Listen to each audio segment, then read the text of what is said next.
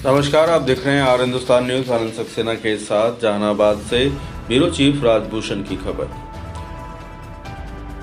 29 दिसंबर 2024 को जहानाबाद के जन मुक्ति आंदोलन कार्यालय ग्राम नवादा डॉक्टर विनयन आश्रम में संविधान पर चर्चा का एक दिवसीय आयोजन किया गया, जिसकी अध्यक्षता जन मुक्ति आंदोलन के महासचिव हरिलाल प्रसाद सिंह ने किया। और इस चर्चा में भाग लेते हुए जन मुक्ति आंदोलन के उपाध्यक्ष एवं शिक्षाविद डॉक्टर अनिल राय के साथ कार्यक्रम में दूर दराज से आए हुए सैकड़ों कार्यकर्ताओं ने भी भाग लिया। वक्ताओं ने संविधान पर चर्चा करते हुए अपने संबोधन में कहा कि आजादी के इतने वर्ष बीत जाने के बाद भी आज संविधान पर चर्चा क्यों करनी पड़ी, चर्चा क्यों आन पड़ी। और इसका मुख्य कारण है कि संविधान को केंद्र के सत्ता में बैठे सरकार बदलना चाहती है।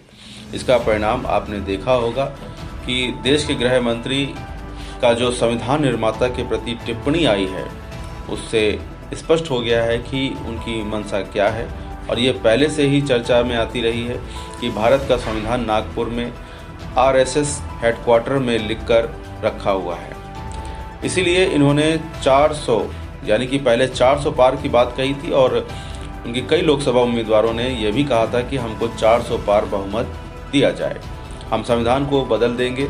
देश में चल रही भाजपा सरकार आरएसएस का विंग है, जबकि इस समय भारत का संविधान सभा चल रही थी। और इस बारे में यानी कि आपको बताना चाहेंगे और डिटेल में कि भारत का संविधान सभा चल रही थी, उसमें सारे विधान सभाओं के प्रतिनिधि 299 लोगों ने 3 साल के अध्ययन के बाद संविधान को तैयार किया था, जिसमें सारे धर्म, जाति, समुदाय, वर्ण, व्यक्ति के लोग शामिल थे।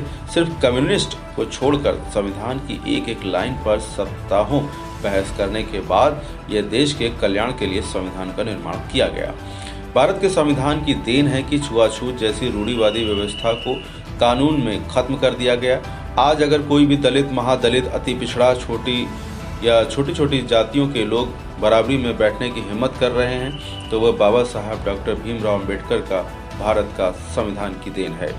वर्षों पहले भारत के प्रधानमंत्री के प्रमुख सलाहकार ने यह लेख लिखकर कह चुके हैं कि संविधान को बदलने की जरूरत है।